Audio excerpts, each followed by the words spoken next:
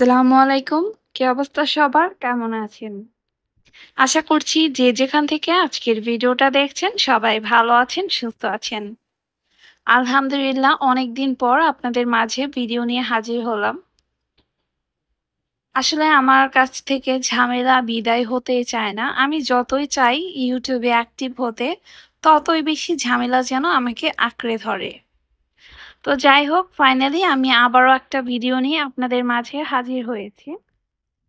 তো এখানে হচ্ছে আমি ২ টা প্লান্ট কিনেছিলাম অনলাইন থেকে। এই ২ টাই আপনাদের সাথে শেয়ার করছি। এই প্লান্টের নামটা আমি সঠিক বলতে পারছি না। তবে যদি কেউ জানতে চান অবশ্যই কমেন্ট করে জানাবেন। আমি পরে হচ্ছে নামটা জেনে আপনাদের সাথে শেয়ার করব।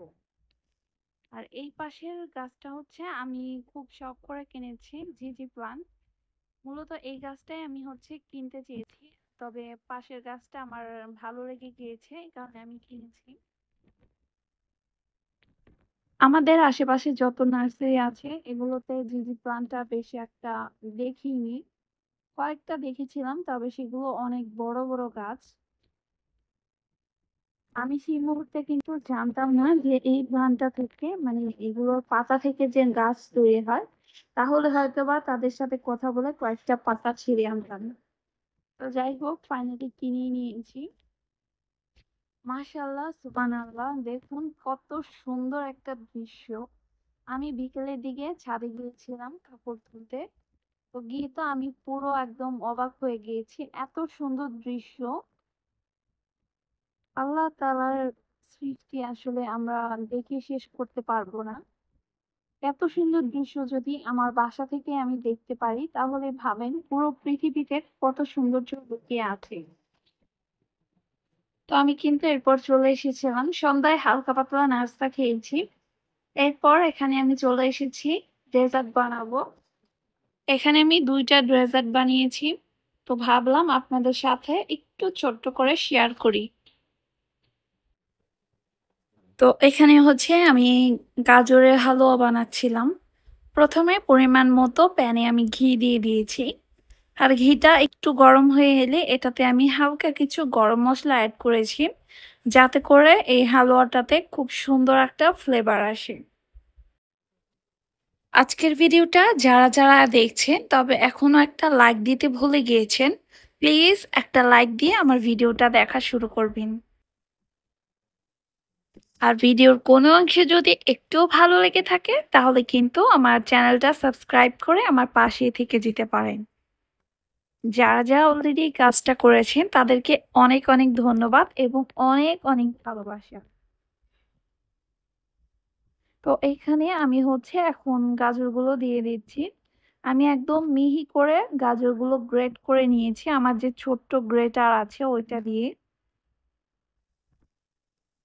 হাতের সাহায্যেও এটা চিকন করা যায়, তবে আমার পক্ষে সম্ভব না, যে কারণে আমি সবসময় গ্রেটার ব্যবহার করে থাকি। গাজরের হালুয়াটা আমার কাছে খুবই ভালো লাগে। আগের দিন রান্না করে পরের দিন ফ্রিজ থেকে বের করে ঠান্ডা ঠান্ডা পরিবেশন করলে কিন্তু খুবই ভালো লাগে। তো গাজরের হালুয়াটা কিন্তু আমার রান্না করা শেষ হয়ে গিয়েছে। এখানে হচ্ছে আমি সেমাই রান্না করব। সেমাইতে দেওয়ার জন্য কিছু বাদাম কুচি আমি এইভাবে করে ঘির মধ্যে হালকা একটু ভেজে নিব। এতে করে বাদামগুলো খেতে খুব টেস্টি হবে। তো দেখেন আমার আন্ডা বাচ্চা পাশে কিন্তু চিনি খাচ্ছে। পাশে আমি চিনির পাত্রটা রেখেছিলাম, ওখান থেকে একটু একটু করে নিয়ে খাচ্ছে। সবাই মাশাআল্লাহ বলবেন। আর আমার বাবাটাও কিন্তু দেখতে দেখতে বড় হয়ে যাচ্ছে।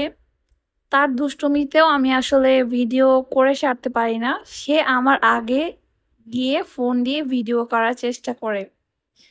তো আমি এই সময়টাতে চাচ্ছিলাম বাচ্চাকে একটু সময় দেওয়ার জন্য, যে কারণে ভিডিওর মাত্রাটা একটু কমিয়ে দিয়েছি।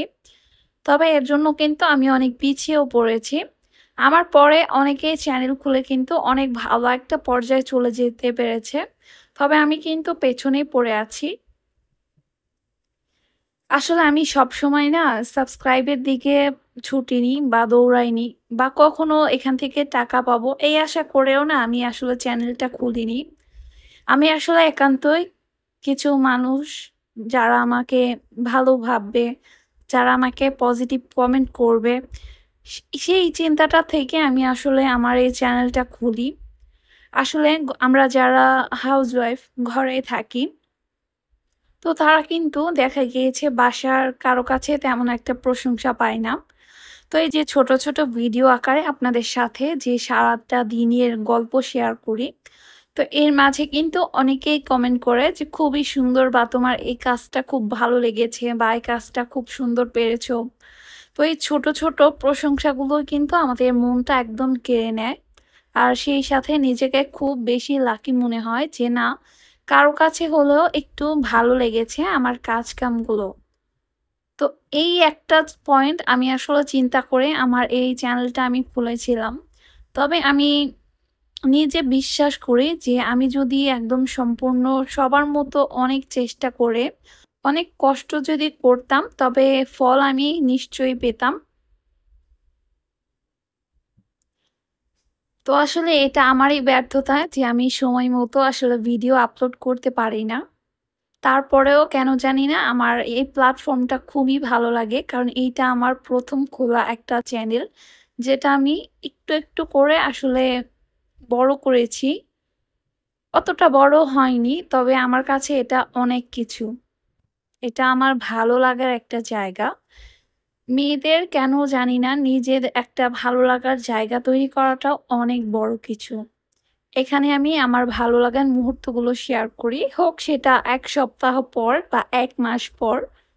তারপরও কিন্তু আমি খুবই খুশি যে আমার একটা জায়গা হলেও আছে যেখানে আমি আমার মনের মতো করে সবকিছু বলতে পারি, শেয়ার করতে পারি। তো এই কথাগুলোর মাঝে যদি কোনো ভুল ত্রুটি থাকে তাহলে সবাই ক্ষমার দৃষ্টিতে দেখবেন।